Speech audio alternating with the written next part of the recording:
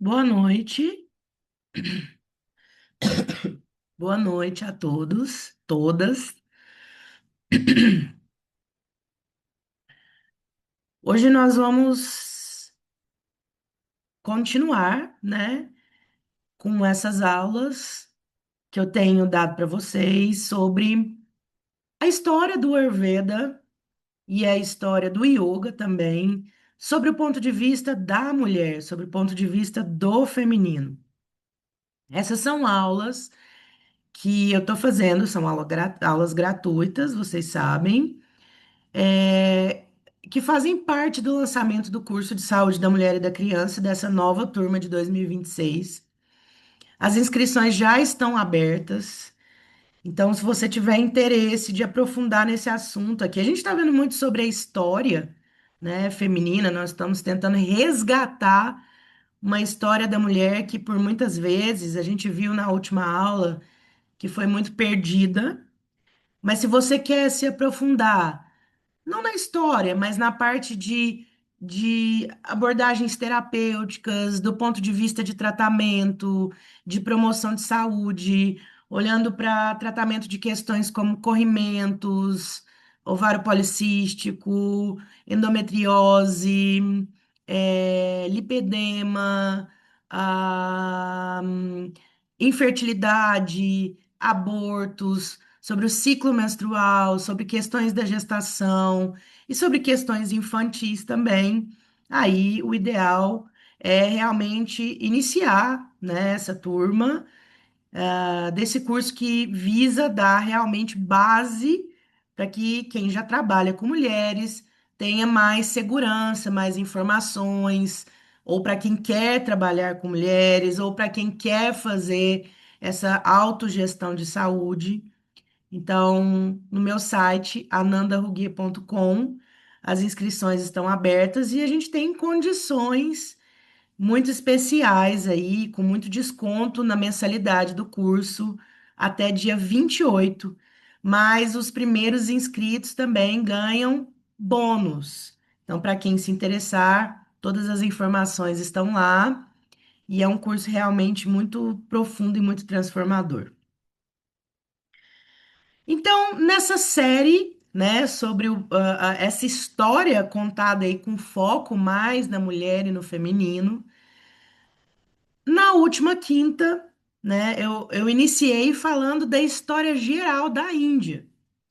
Então, dos períodos em que a Índia viveu, o período pré-védico, o período védico, período pós-védico, e depois o período moderno até o período contemporâneo, o período atual. Hoje nós vamos rever aquela história, ou recontar essa história, com um pouco mais de detalhes, um pouco mais aprofundado, com foco especialmente no Ayurveda e no Yoga, né? No Ayurveda e no Yoga, sobre o ponto de vista da mulher. E aí, na próxima aula, na próxima quinta-feira, eu vou falar específico sobre cada autora e suas obras, né? Então, não percam também a aula da próxima quinta-feira. E na quinta-feira seguinte, vou falar como que o Brasil se insere em todo esse contexto até chegar nos dias atuais também.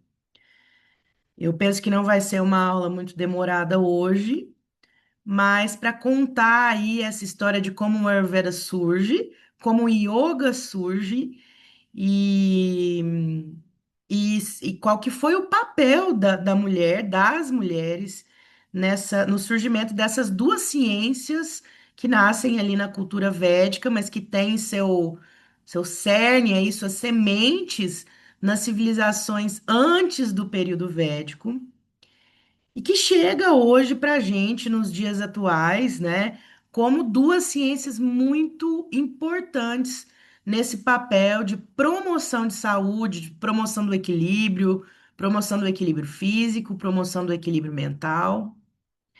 Nós vamos ver aqui que as mulheres tiveram um papel importantíssimo, embora talvez isso não tenha chegado para a gente com tanta força, né? E é justamente isso que eu estou querendo fazer aqui, resgatar esse papel importante da mulher, tanto no desenvolvimento do Ayurveda e no desenvolvimento do yoga. E eu fiquei muito feliz quando eu fui fazer essa aula e pesquisar essa aula e achar essas figuras tão bonitas, né? Dessas mulheres na posição de sábias, escritoras, poetas, escritoras dos Vedas, aquelas que eram as pujaris, né? As que fazem as cerimônias e os pujas. Porque, inclusive, ao longo dos anos em que eu fui estudando o Ayurveda, graças a Deus e às deusas, eu tive muitos amigos indianos, vaidyas, professores, pessoas muito experientes, que me ensinaram muito de Ayurveda, mas todas as vezes que eu perguntava para eles sobre como que a mulher, se a mulher poderia fazer esses pujas, se a mulher poderia, inclusive, receber os samskaras, né, que são os sacramentos aí do yoga, a resposta era não, né? Mas isso está mudando na Índia hoje em dia. As mulheres estão também recuperando aí seu papel. E eu espero fazer parte dessa história de recuperar do papel, a recuperação do papel da mulher como protagonista, né, do Ayurveda e do yoga aí, nos tempos atuais, pelo menos aqui no Brasil, né? Então vamos começar a contar essa história, vamos repassar a história que eu comecei a contar para vocês lá na quinta-feira passada, agora focando mais no yoga e no Ayurveda. Bom, então vocês lembram que antes da existência dos Vedas, a sociedade que existia na Índia era uma sociedade completamente inserida no meio natural. Era uma sociedade agrícola, né, que dependia e que estava completamente inserida nessa natureza, que usava de elementos da natureza nas suas práticas é, devocionais, nas suas práticas curativas, e que não se entendia separado desse meio natural, né? Eram seres completamente inseridos, e além disso, seres inseridos numa sociedade que era matrifocal, onde a mulher tinha um papel muito importante, predominante na questão de promoção de saúde, assim, do conhecimento das ervas, das plantas medicinais, no conhecimento sobre essas mulheres eram também parteiras, no conhecimento sobre a cura de doenças, né? Então, muitas simbologias que se achavam relativas a essa sociedade são simbologias de ligação né, com esses símbolos, tipo o símbolo da serpente, que significava cura, o símbolo das águas, dos rios, da montanha, como o próprio corpo da deusa, né? E muitos símbolos arqueológicos aí, é, de achado de estatuetas e áreas de oblações às deusas como símbolo do nascimento, da preservação da vida, da fertilidade, da própria morte, né, da regeneração. Então, essas eram sociedades xamânicas no que diz respeito a uso da natureza como a própria cura, né? Dos símbolos, por exemplo, das águas como deuses, dos ventos como deuses. Talvez ainda não com nomes formais, mas no sol como um deus, no fogo como um deus, né?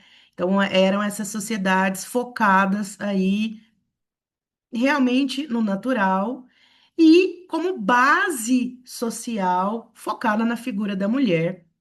E então a gente realmente pode falar que a espiritualidade indiana tem a base lá nas suas culturas muito antigas, né, que a gente chama de pré-védicas, ou se a gente quiser falar como o Rig Veda, o primeiro dos livros, né, dos Vedas, era o Rig Veda, a gente muitas vezes fala que essas sociedades pré-rigvédicas eram matriarcais, né? Matrifocais, centradas na figura da mulher e da natureza.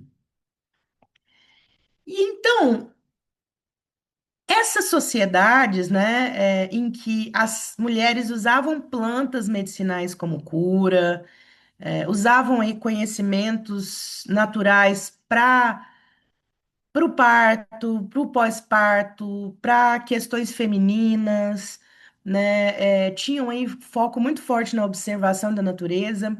A gente sabe que nessas civilizações já tinham banhos rituais que a gente pode ver, né? Locais assim para banhos terapêuticos, que muito provavelmente foram ali o princípio das terapias de desintoxicação do Ayurveda. E culto ao equilíbrio aí da natureza e do ambiente. Então, a história conta que o Ayurveda surge de uma forma divina, dada pelos deuses. E eu realmente acredito nisso, que as pessoas nessa sociedade que, né, estavam ali completamente inseridas na natureza, com grande poder de autoobservação, com grande poder de observação da natureza, dos ciclos da natureza, conseguiam compreender com mais clareza esses ciclos da natureza ligados aos próprios ciclos internos. Então, toda aquela, para quem estuda Ayurveda aí, toda aquela sequência que a gente estuda, né, que o Ayurveda foi criada por Brahma e depois passado pelos Aishwini Kumaras, que eram os deuses celestiais, até chegar a Indra, e Indra dá esse conhecimento, né, para Prajapati e para outros seres aí terrenos, ela é verdadeira, né? O conhecimento do Ayurveda é o conhecimento perene, o conhecimento do yoga também é perene, e é um conhecimento feito por essa energia que é criadora de todas as coisas. No entanto, mesmo essas pessoas recebendo esses conhecimentos, né, tendo abertura mental para receber esse conhecimento divino, isso se mistura com com o próprio dia a dia, com a própria vivência dessas comunidades, que eram comunidades agrícolas, que cultivavam plantas medicinais, sociedades em que a mulher tinha o papel de xamã, diria assim, de curandeira, né? E também daquelas que eram responsáveis pelos rituais. Então, eu posso afirmar, né? Eu pretendo afirmar, assim, que, embora isso não tenha chegado para a gente, o princípio, a semente central do Ayurveda e do Yoga veio dessas sociedades, mesmo antes dos Vedas, em que a prática da cura era a prática dada pelas mulheres dentro das próprias famílias, dentro dos próprios núcleos, dentro das próprias comunidades que haviam ali. Depois isso vai desenvolver de forma formal, depois isso vai se desenvolver em livros, mas vamos imaginar que até aqui não existiam livros, não existia escrita. Todo conhecimento era passado por via oral. Então, além das mulheres serem ali a sementinha do início desse processo de cura, numa sociedade tão antiga como essa que a gente está falando, porque aqui a gente está falando que é antes de 1500 antes de Cristo, mas nós estamos, como a gente viu na aula passada, falando de sociedades que têm mais de 10 mil anos, onde esse culto ao feminino, né, a gente vê isso através de estátuas, né? Não sei se eu cheguei a falar isso para vocês, mas uma das estátuas mais antigas que representam esse culto ao feminino dentro das sociedades indianas, né, antigas, tem mais de 10 mil, foi datado de mais de 10 mil anos, né? Data-se com carbono e a gente tem uma ideia muito precisa da idade, né? Então, vamos imaginar que 10 mil anos, ou seja, 8 mil anos, que 10 mil anos atrás, na verdade, né? Exatamente 8 mil anos antes de Cristo, já existia esse culto ao feminino que se via através do nascimento, perpetuação e da próprio fim. Então, eu gostaria de falar que a mulher teve, sim, um papel muito importante nesse proto-yoga, a gente chama de proto-yoga e proto-ayurveda, mesmo que ainda não de maneira formal.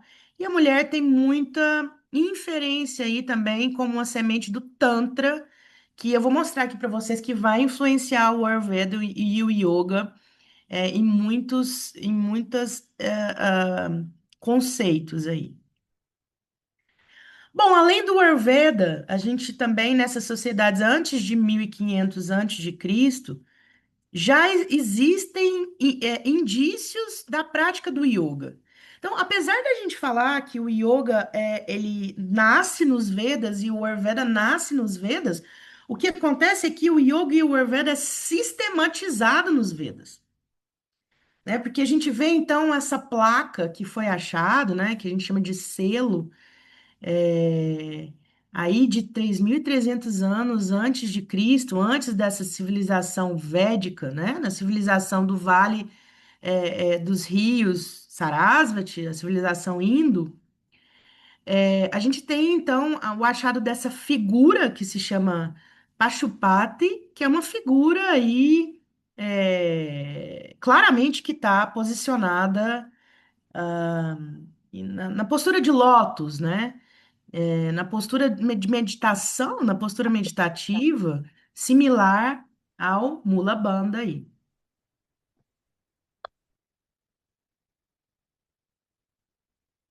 Só um minutinho, pessoal.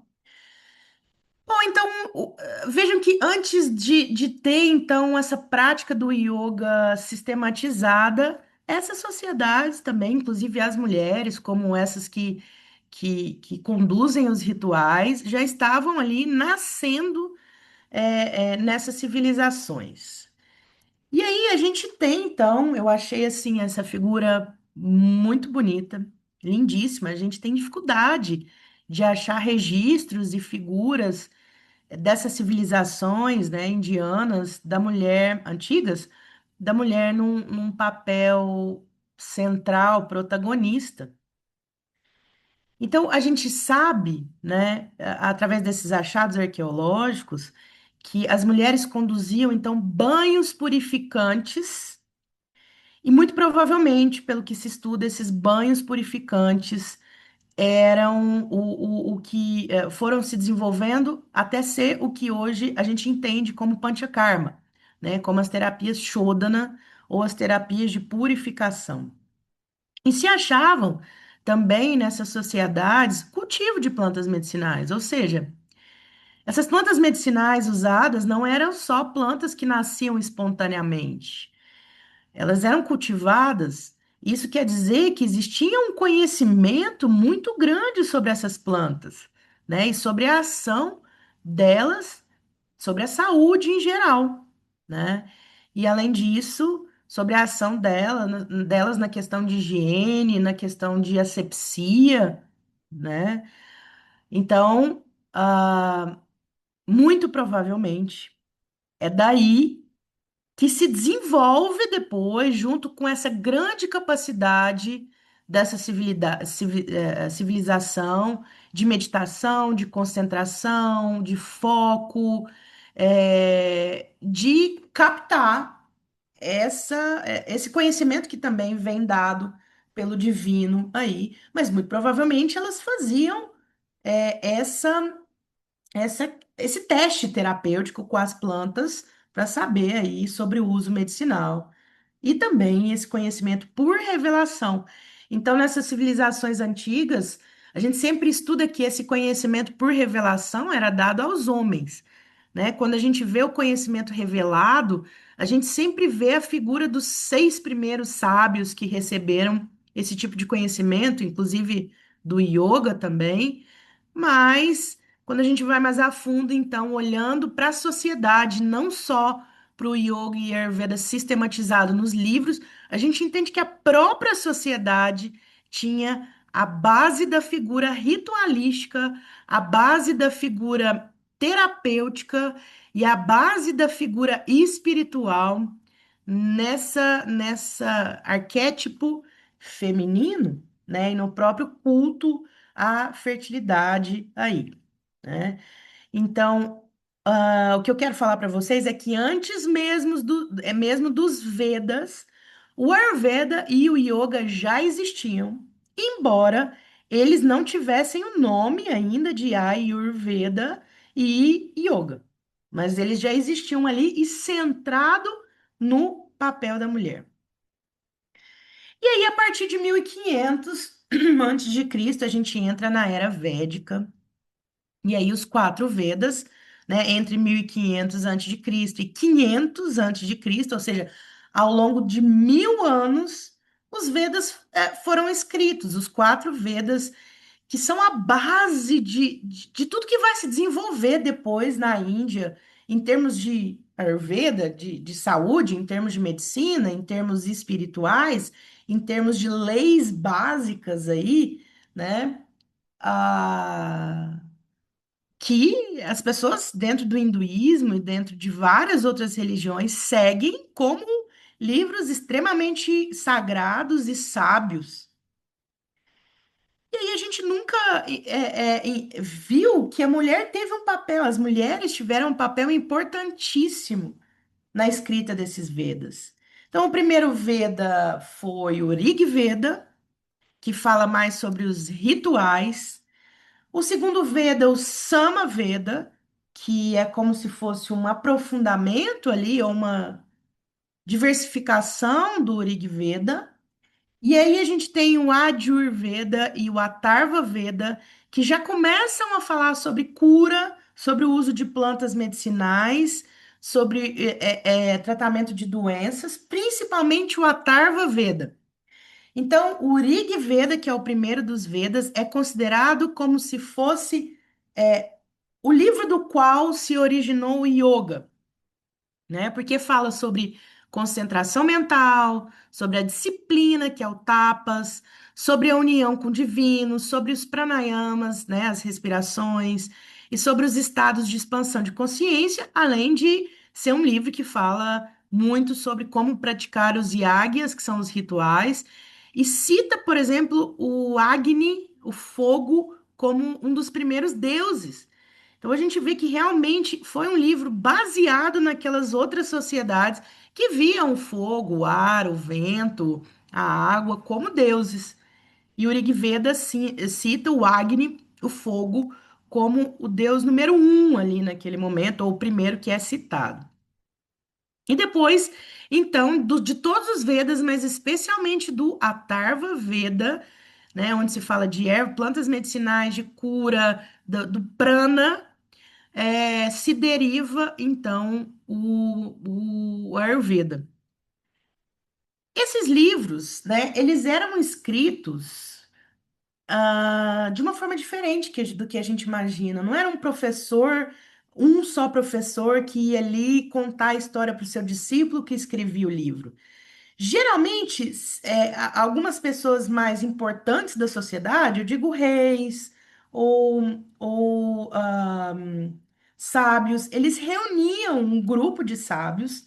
Esses sábios faziam debates, às vezes que demoravam dias e dias, e cada um colocava seu ponto de vista e eles chegavam ali no consenso geral. Às vezes não tinham consenso, às vezes eram opiniões diferentes. Por isso, em alguns livros, uns têm uma opinião, outras têm outra, mas opiniões semelhantes ali, assim. E um público ouvia esses discursos. Isso no começo era uma forma de aprendizado, como eu falei para vocês, por essa via oral, por essa via do debate. E ao longo dos 1000 anos, a escrita os livros foram sendo desenvolvidos e os discípulos, as pessoas que ouviam esses sábios, começaram a escrever, primeiro, às vezes, palavras, frases, em sânscrito antigo, e depois isso foi sendo aumentado esse conhecimento e escrito de forma mais desenvolvida em outros livros ao longo dos anos. Então, os Vedas nascem assim, e os clássicos do Ayurveda nascem assim do debate. Então, nem sempre os sábios que faziam os debates são os autores dos livros. Os autores dos livros são os discípulos dos sábios que faziam esses debates, né? E por isso os sábios em si muitas vezes não tiveram os seus nomes colocados ali, e sim os discípulos. E os discípulos dos discípulos também, né? Nessa época, na época védica, eu diria que a mulher não tinha um papel tão central igual nas civilizações antes dos Vedas, mas a mulher ela ainda podia estudar medicina, tinham faculdades, estudar a Ayurveda. A primeira filósofa do mundo, a filósofa mulher, foi uma indiana, né, Lopamudra. É, As mulheres eram filósofas, elas ainda participavam, até como pujaris dos rituais, elas estudavam os Vedas e elas ajudaram a escrever os Vedas, né? Eu vou mostrar aqui para vocês que existem muitas mulheres que ajudaram a escrever os Vedas. Eu diria que o papel da mulher não era tão importante como nas civilizações pré-rigvédicas, mas ainda eu diria que talvez seria mais igualitário. Mas ao longo desses 1000 anos, né, em que os Vedas foram escritos, gradativamente as sociedades deixaram de ser matrifocais e passaram a ser patriarcais, e as mulheres foram perdendo então esse protagonismo. Mas nessas épocas védicas, principalmente na época do Rig Veda, do primeiro Veda, existiam umas ríshicas, que são as mulheres sábias, que são mulheres que dedicavam as suas vidas à meditação, a ganhar, ao conhecimento, à literatura, a compor hinos, a pensar sobre o divino e a espalhar esse conhecimento também muito por via oral. E é aqui nessa época dos Vedas, das ríshicas, né, do desenvolvimento aí da escrita dos Vedas, que começa a surgir aí a base do Ayurveda feminino. Então, o Ayurveda feminino é o Stri Roga, né, o Stri Veda, que estuda sobre a saúde da mulher, o Parasuti Tantra, que estuda sobre a saúde durante a gestação e na pós-gestação, no pós-parto, no parto e pós-parto. E também o Kaumarya Brita Tantra, o Bala Veda, que estuda sobre o desenvolvimento saudável das crianças.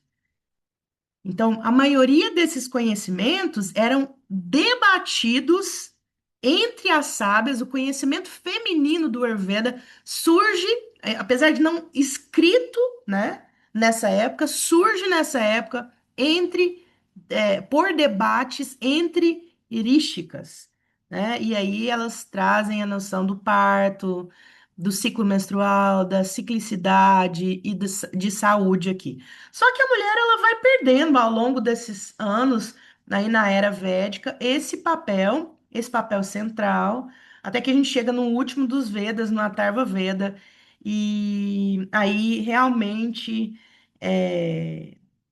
elas são proibidas de estudar, de ir para a faculdade, não só de medicina, de todas. Elas são proibidas de serem letradas, elas são proibidas de fazer rituais, e aí depois com as leis de Mano, isso piora ainda mais. E aí lembra que elas também têm leis, né? Leis muito fortes para quem fica viúva, começa a colocar certa restrição no momento que a mulher está menstruada, e outras leis mais restritivas aí para a mulher. Apesar disso, a gente consegue contar aí, né, 36 ríshicas que participaram da escrita dos Vedas, especialmente o Rig Veda, né? Então, eu gostaria de ler o nome delas, eu sei que são muitas, mas só para isso ficar sonoro para vocês. Então, a gente sabe que elas foram importantes aí na escrita dos Vedas. E na escrita dos Upavedas também, né? Que são os livros acessórios aos Vedas, por exemplo, os Upanishads. Talvez os Vedas sejam livros difíceis de ser lidos, porque foram escritos nesse sânscrito mais ancestral, em que uma palavra significa 30 coisas, né? Se a gente for ver os Vedas como eles são mesmo, são difíceis de ler, difíceis de interpretar. Ainda mais quando são traduzidos, né? Porque a tradução a gente vai perdendo, traduz do sânscrito antigo para o sânscrito moderno, depois para o inglês. Se a gente ler isso em português, vai ter uma perda gigante. É, Então, quando foram escritos os Upavedas, por exemplo, os Upanishads, já é, embora muito profundo, uma literatura mais compreensível, né? E essas mulheres tiveram, então, forte ação, né? Forte participação na escrita desses Vedas e dos Upavedas, principalmente os Upanishads. Então, elas foram Aditi, Agnya, Brihat, Chandra, Devakama, Devi, Dhruva, Havya, Ida, Jyota, Kamya, Kshama, Mahi, Mena, Nari, Purandi, Ranta, Ratavari, Sanjaya, Sarasvati, Simhi, Shivi, Shivatama, Stri, que significa mulher em si, mas aqui é o nome próprio, né? Subhaga, Subada, Sumangali, Susheva, Suvarsha, Suyama, Siona, Virini, Vishruta, Yashasvati e Yoshi são as principais aqui entre as rísticas.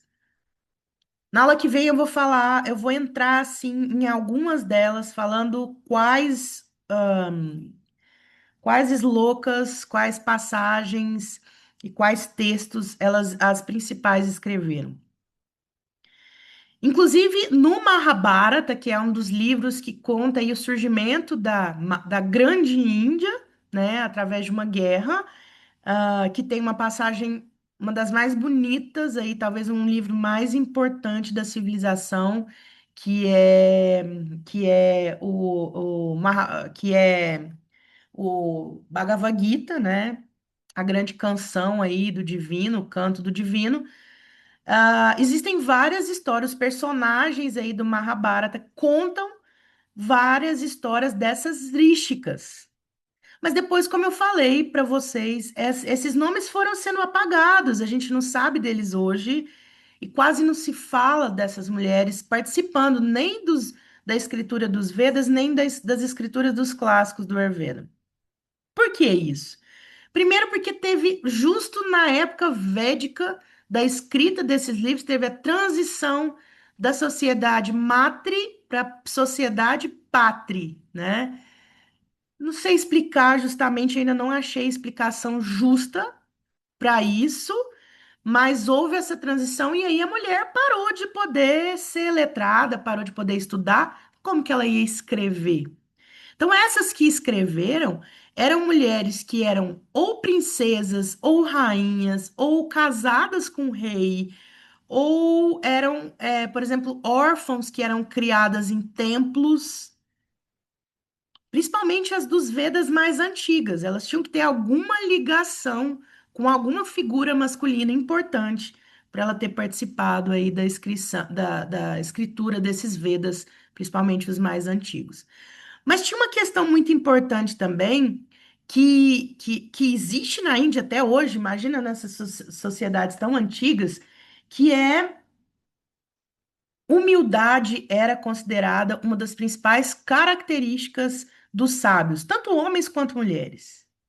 Então, esses sábios, quando eles faziam essas reuniões, e essas discussões, esses debates, eles não queriam que os nomes deles estivessem ali depois, eles não, não é que não queriam, eles não demandavam que os nomes deles estivessem ali como os autores daqueles conhecimentos, né? E muitas vezes os debates aconteciam, mas anos depois que os discípulos que estavam participando desse debate escreviam um pouquinho, e aí os discípulos dos discípulos escreviam mais um pouco. Então, realmente eu acho que aqueles que escreveram, aqueles que debateram, também não são citados ou foram sendo retirados dessas civilizações ao longo das revisões e das escritas desse livro. E especialmente para a mulher, a humildade era uma característica muito importante. Então eu penso que essas mulheres rísticas, que essas sábias, também não demandavam que se colocasse o nome delas, e talvez seria até uma coisa vista com muito maus olhos, né, colocar o nome delas como líderes e como escritoras, né?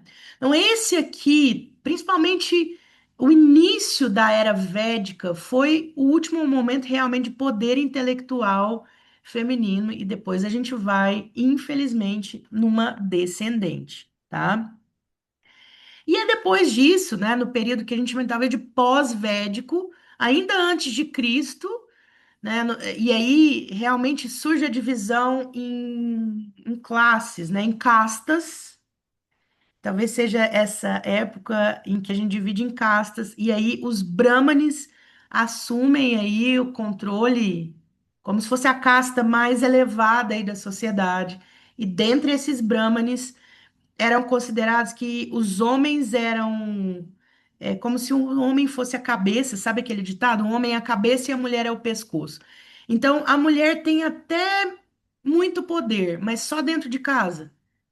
Porque as mulheres elas ficam então numa vida dentro de casa, cuidando da espiritualidade da família, mas elas não podem fazer rituais fora de casa. Até hoje é assim. São as mulheres que, para os brahmanes, né? São as mulheres que são as responsáveis por fazer meditações diárias, por fazer rituais, por fazer jejuns em prol da saúde do homem, em prol da saúde dos filhos, em prol da saúde da família.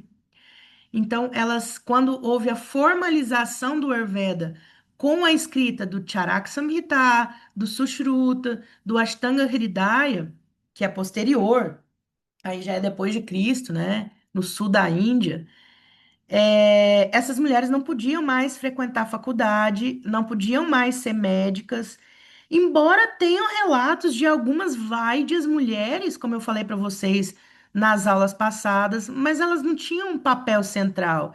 E o nome delas eram citados assim como mulheres vaidyas, mulheres sábias, as atreides.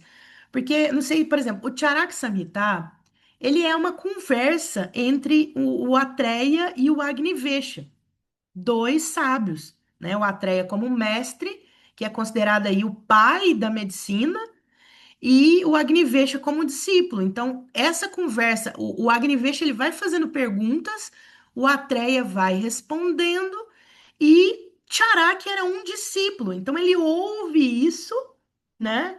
E ele vai escrevendo um texto, eu não sei se eu posso falar simples, mas um texto mais enxuto, e depois os discípulos de Charak sistematizam isso com mais detalhes, né? E assim foi o Sushruta também.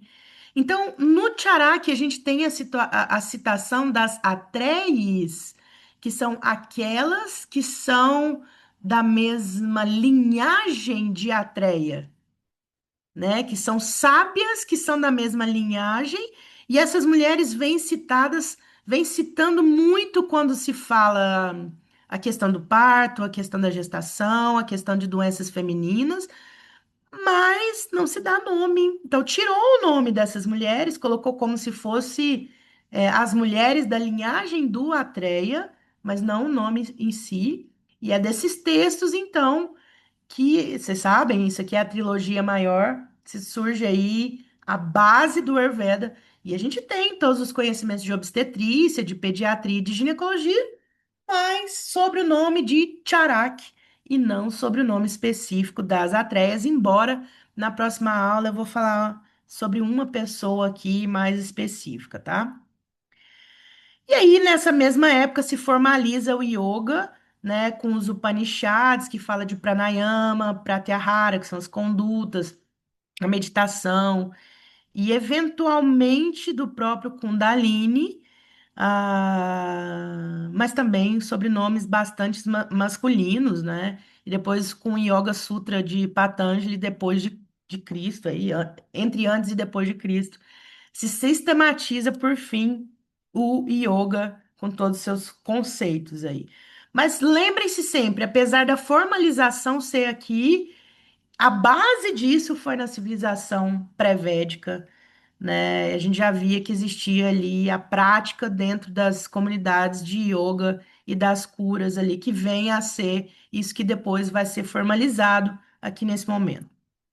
Então, como eu falei para vocês, só reforçando, é, era um papel misto das mulheres, né? Enquanto ocorreu ali uma exclusão social, política, espiritual, principalmente com as leis de Mano, e uma exclusão, isso foi paulatino, né? Não foi de um momento para o outro. Foi havendo essa exclusão, a educação formal, surgem também, como eu falei muito para vocês, movimentos de resistência a essa exclusão feminina, que é o Tantra e o Shaktismo, né? O Shakta e o Tantra, para tentar colocar a mulher como papel central, não só a mulher, mas a força feminina, né? A energia da Shakti, a energia da deusa, como criadora de tudo que tem consistência, tudo que tem existência, tudo que nasce, gente, precisa de uma mãe, né? Tudo que nasce precisa de uma mulher. Então, eu acho que esses movimentos de resistência foi trazendo isso de volta, né? Que existe essa concepção de energia feminina, cuidadora, iniciadora, permanecedora, né? De permanência, em tudo que existe na natureza e em nós mesmos. E aí, claro, esses conceitos do Ayurveda, né? De menstruação, gestação, parto, ginecologia, puericultura, que antes eram de tradição oral, depois foram inscritos nos Vedas, eles permanecem, mas não tirando aí, excluindo esse conhecimento feminino. Então, esse nome das mulheres. Então, ficou misto ali. Ao mesmo tempo que tinha um apagamento, foram surgindo outros movimentos e o conhecimento de saúde da mulher continua e continua até hoje, né? Bom, por que que é importante a gente falar do Tantra? Já falei para vocês que eu não conheço profundamente, mas é importante porque o Tantra veio trazer esse papel, né, da energia feminina e masculina, não só da energia feminina, da existência de duas energias complementares, que é o feminino e o masculino, que existe dentro de todos nós. E aí, esse movimento vem trazer uma coisa um pouco mais de sutil. Porque antes, os movimentos do yoga eram muito da abstinência, de abrir mão, muito racionais, e começam a surgir esses movimentos que falam do corpo sutil também, né? Então, introduz o conceito de nadis, que são os canais sutis, que depois isso se desenvolve ali no Ayurveda como os isrotas, desenvolve a postura das mãos, né? Os mudras, é, como fortes componentes. Aí o Tantra é realmente os símbolos, né? Os yantras. Então, esse aqui é o símbolo em específico da Devi, né? Então, se fala que pela observação desses símbolos, a gente entra em contato com essa energia feminina, com os mantras, que são cantos que invocam essa energia feminina ou masculina também, Tantra, Yantra e Mantra, né? E os mudras aqui, então, que são essas posturas das mãos. E aí, para o Ayurveda, o Tantra influencia, então, também esse movimento de resgate de energia feminina e masculina, influencia o Ayurveda no que diz respeito ao Rasa Shastra, que é quase que uma alquimia, né? A manipulação dos metais que a gente usa no Ayurveda muito até hoje. O conceito de Ojas, Tejas e Prana veio desse movimento aqui. O conceito dos nadis, dos canais sutis, os conceitos de chakras e da questão dos tratamentos Drasayana. Então, as mulheres, elas foram base para o desenvolvimento, esse movimento feminino foi base para o desenvolvimento dos tratamentos Rasayana, né, que são os tratamentos rejuvenescedores, terapias e plantas rejuvenescedoras. E também nasce aqui a questão, né, o Tantra lida muito com a sexualidade, embora não só com isso, né? A gente vê hoje em dia muito tantra, a gente coloca lá, só aparece figura na internet, só aparece figura de casais juntos, mas o tantra verdadeiro não é isso, é o equilíbrio entre energia feminina e masculina e a existência aí dessa energia feminina por trás de tudo que existe. Então, o feminino no Tantra começa a ter as divindades femininas muito fortes, né? Pega lá daquelas civilizações pré-rigvédicas, lá passadas, junto com as civilizações dravidianas, e ressurge aí a figura das deusas, Kali, Durgas, Tripura Sundari, né? Então, existem escolas que não deixam essa cultura morrer, pelo contrário, né? Exaltam essa cultura aí. E tem as mulheres como iniciadoras espirituais, as mulheres como as debatedoras, as mulheres com a possibilidade de viver uma vida monástica, porque isso agora foi extinguido, né? As mulheres como sacerdotisas e o conceito desculpa, pessoal, dos Dasha Mahavidyas, que são as 10 grandes deusas, né? Um dia eu quero vir falar um pouco, quando eu tiver mais conhecimento, eu quero vir falar um pouco para vocês sobre esses Dasha Mahavidyas, o poder das 10 grandes deusas, que nada mais são do que 10 formas de manifestação da energia feminina no mundo, né? Tanto energias mais nutritivas, mais protetoras, quanto energias mais ferozes também, que faz parte aí da energia feminina. Então, esse conceito dessas 10 vertentes da energia feminina surgem dentro do Tantra aí, que é um conceito bem interessante. E aí surge um movimento também, que é o movimento Bhakti. Bhakti significa devoção.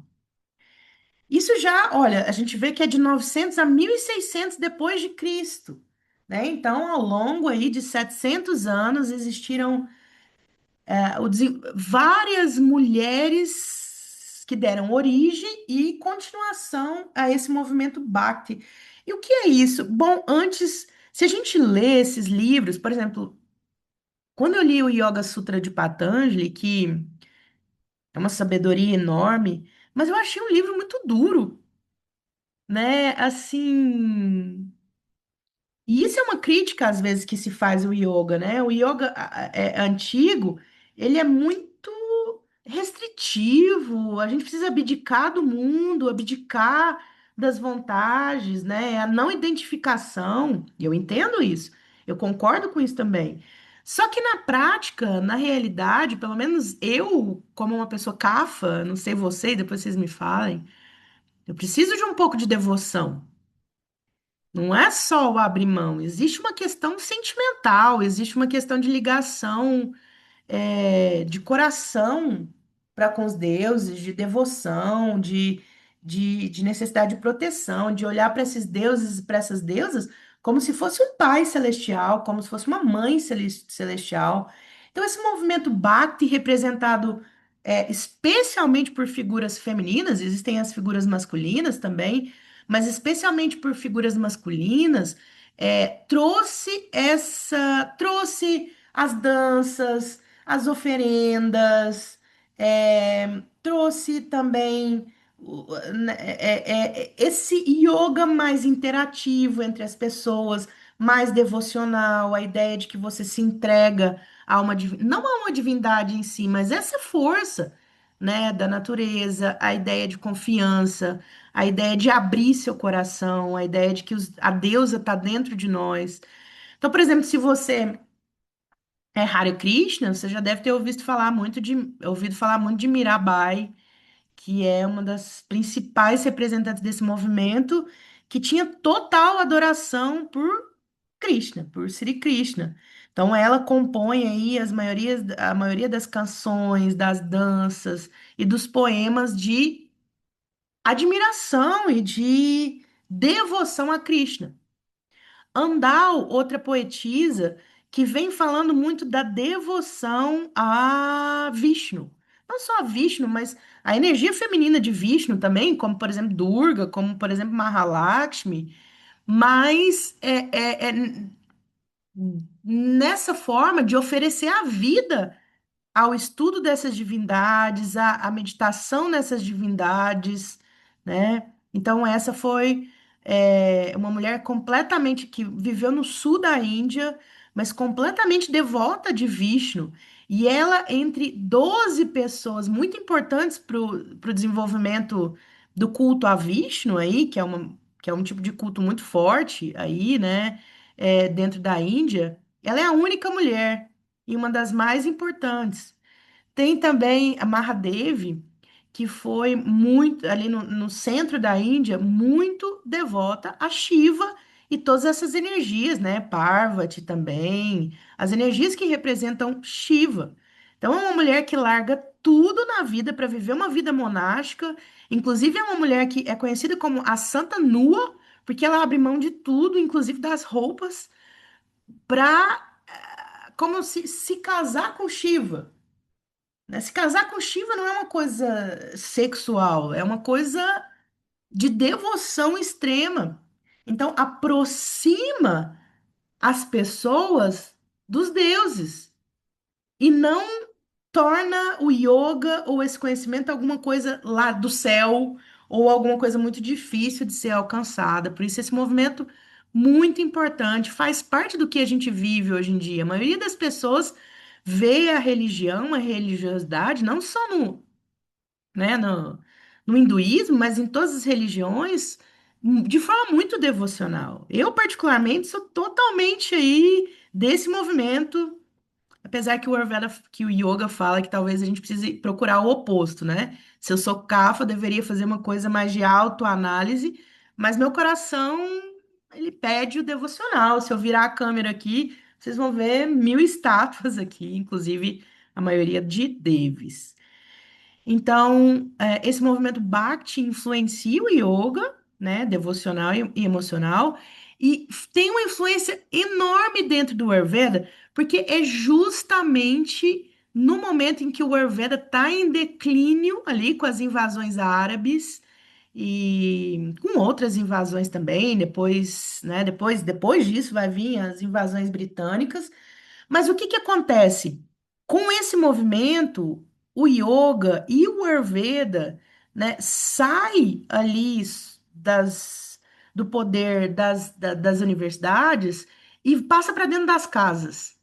Então, o Ayurveda, nessa época de declínio total das invasões, do queimar livro ayurvédico, fechar as universidades, vários monges e sábios fugiram com livros ayurvédicos lá para o Nepal, né, para o Butão. Eu acho que se a gente for lá no Nepal, vai ter muito. A gente vê alguns livros muito importantes, né? A gente diz, são secundários à trilogia maior, mas, por exemplo, alguns livros como o Kashyapa Samhita, né, que é muito importante para mim, que fala muito sobre a saúde da mulher e da criança, é o principal livro, que de 30 capítulos a gente tem 15, porque os outros foram perdidos. Então o Ayurveda sofre essa decepção. Queima-se livros, o Ayurveda é proibido na Índia, mas ele só vive e ele só chega até hoje para nós porque ele conseguiu sobrevivência dentro das casas, onde aquelas mulheres tinham um papel fundamental no uso de ervas em preparados caseiros, nos rituais, nas parterias, no cuidado com as crianças, na própria alimentação. Então, é aqui, né, nesse movimento, das mulheres dentro das vós que passam para as mães, que passam para os filhos, que o Ayurveda sobrevive. Porque se não fosse esse culto aí, né, esse movimento feminino dentro das casas, o Ayurveda tinha acabado completamente e a gente não ia nem saber o que era, porque queimaram-se a maioria dos livros. De 100 universidades que tinham, fecharam-se todas. E demorou para reabrir isso, né? Só depois, com a invasão inglesa, com a libertação, né, em 1945 aí da Índia dos ingleses, que isso voltou até o apogeu, até chegar onde a gente está nesse momento. Então, olha, eu ouso afirmar que o Ayurveda nasceu numa cultura feminina, de um culto ao feminino, da mulher como centro da sociedade, e só sobreviveu até os dias atuais por causa da passagem desse conhecimento dentro das casas de mulher para mulher, né? Então, apesar de ter tido o apagamento aí, a importância feminina é indiscutível, né? E aí a gente chega na Índia moderna, em que, né, depois desse aos poucos, depois da libertação da Índia, as faculdades foram sendo reabertas, as mulheres foram ganhando aí o poder político, o Ayurveda passou a ser reconhecido como medicina, né, tradicional oficial da Índia. Com esse movimento aí que o Ministério Ayush está fazendo, está cada vez mais, né, o Ayurveda está cada vez mais ganhando força, como essa medicina antiga, mas que a gente pode usar hoje fortemente. E o yoga, né, teve papel fundamental. Primeiro chegaram os yogis, os swamis aqui no Ocidente, e com eles também vieram aí o yoga na verdade, veio o Ayurveda alguns anos depois. E hoje em dia a gente vê um renascimento do Shaktismo, do Tantra, dos saberes tradicionais, não só na Índia, nós estamos atrás desses saberes tradicionais aí no que diz respeito ao cuidado com as mulheres, aos ciclos femininos, à parteria tradicional, ao uso de ervas medicinais, né? E a saúde da mulher, inspirada nos clássicos, mas traduzida para os dias atuais. E aqui nós estamos, então, tentando continuar a engrandecer esse movimento, né? Então, só para a gente fazer a linha do tempo aqui, né?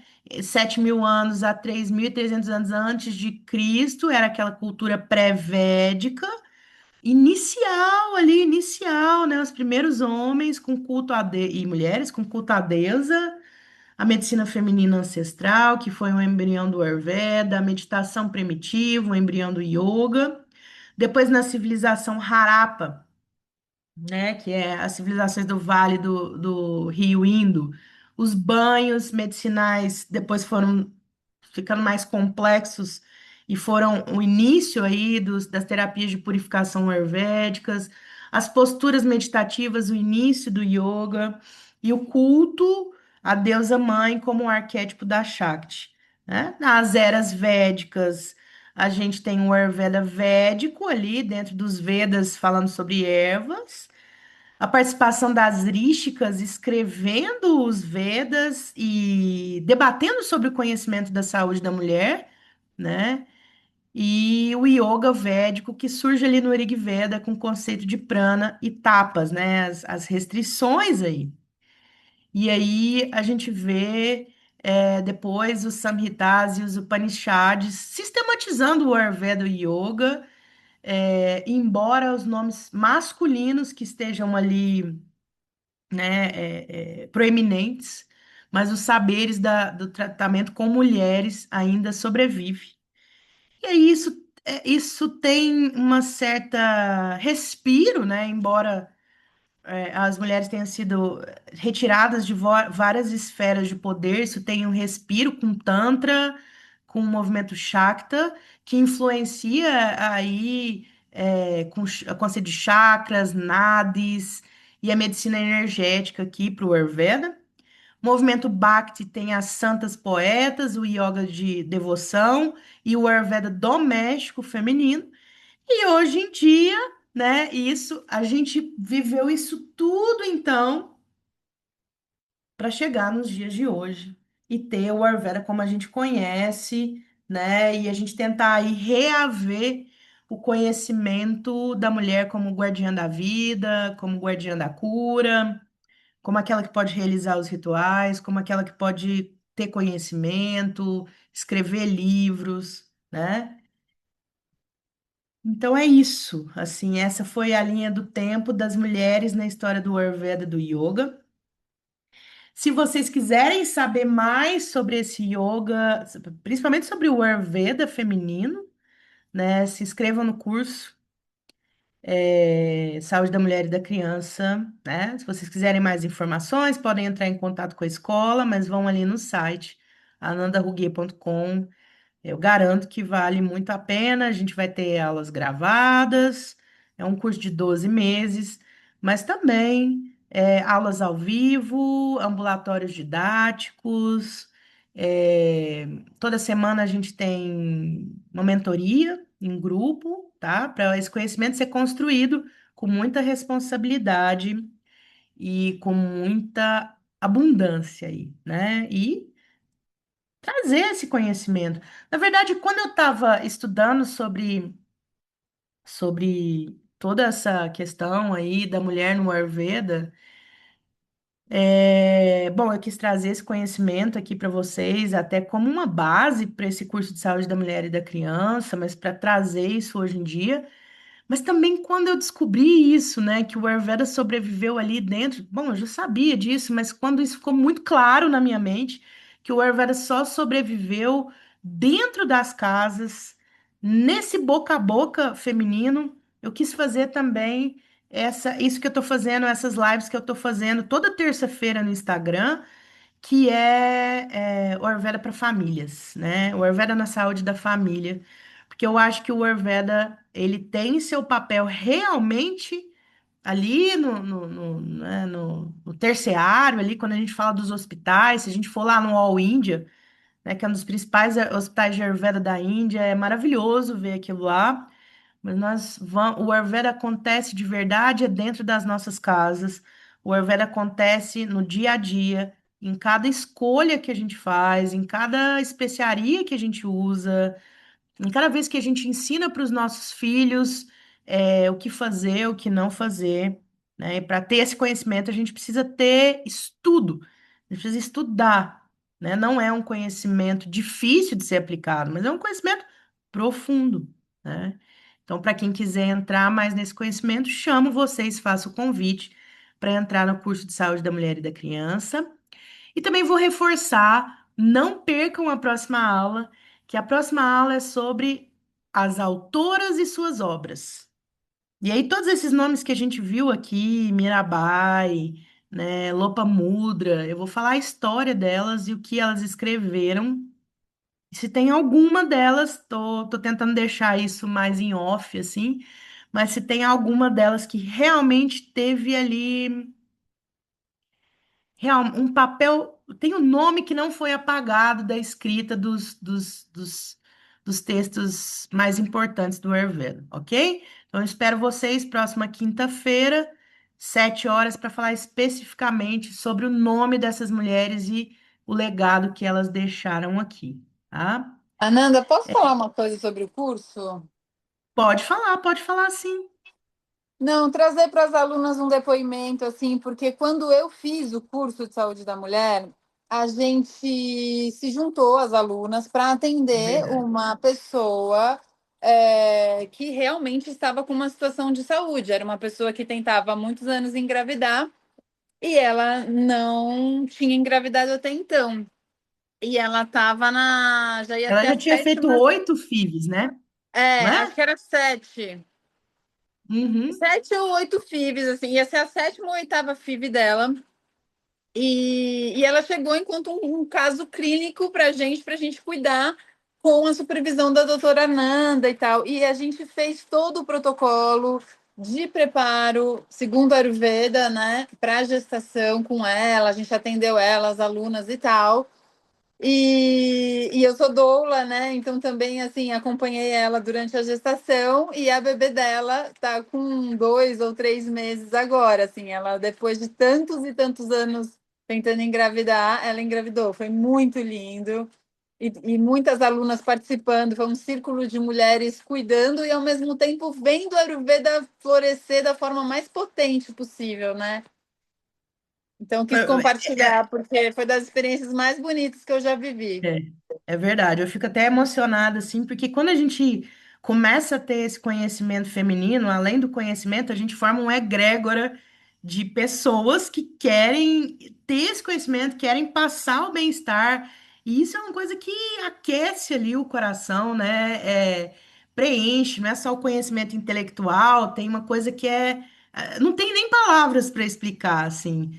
E não fui eu acho que foi todo mundo junto, né? A gente formou ali, realmente, uma ajudava com yoga, teve as massagens, você muito importante no papel de doula dela, deve ter sido muito emocionante ter visto esse Nossa, parto mesmo, e foi.